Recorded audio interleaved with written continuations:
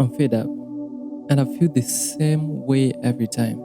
I feel the same way every time I fail. Every time I fail to monetize my YouTube channel. Every time I fail to make sales in business.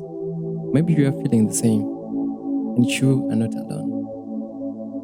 For me, I've been failing to monetize my YouTube channel. I've been failing to make sales with my business, and every strategy that I try to learn, every book that I try to read, every strategy that I try to learn from the big players, it's not working. It's failing. But let's all be real. A few months later, after you've tried and failed, you realize no matter what you do, you're still broke.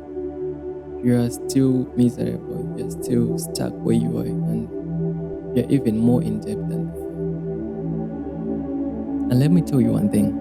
We all have a tendency looking at what the next person is doing and trying to guess or analyze what they are doing better or why they are succeeding. Sometimes they even show you half of the picture.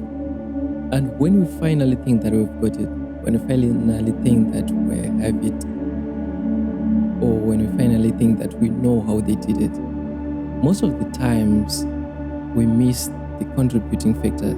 And when we try the same thing, those hidden factors, they are still not there.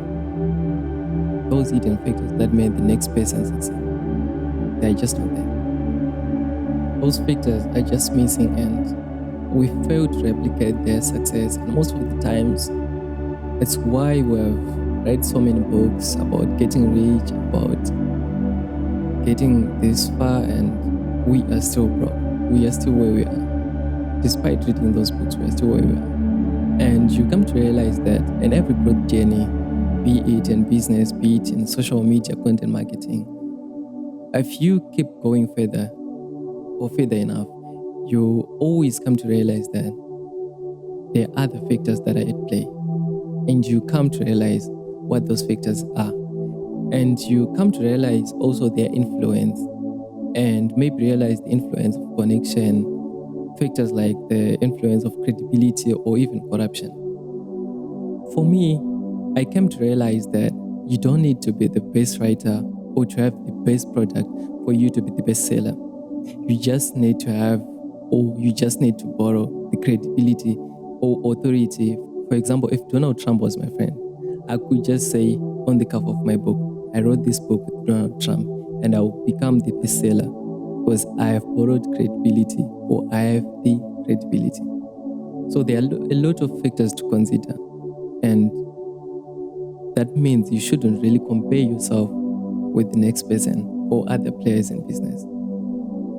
I really understand how you're feeling, and I feel you, and I want you to grow this year. I want you to succeed this year. So do yourself a favor and ignore being fed up. Going, and remember, the pain of discipline weighs ounces, and the pain of regret weighs tons. And it's even better to live with the feeling that you have tried enough, you have tried to learn enough, than to live with the regret that you could have tried enough.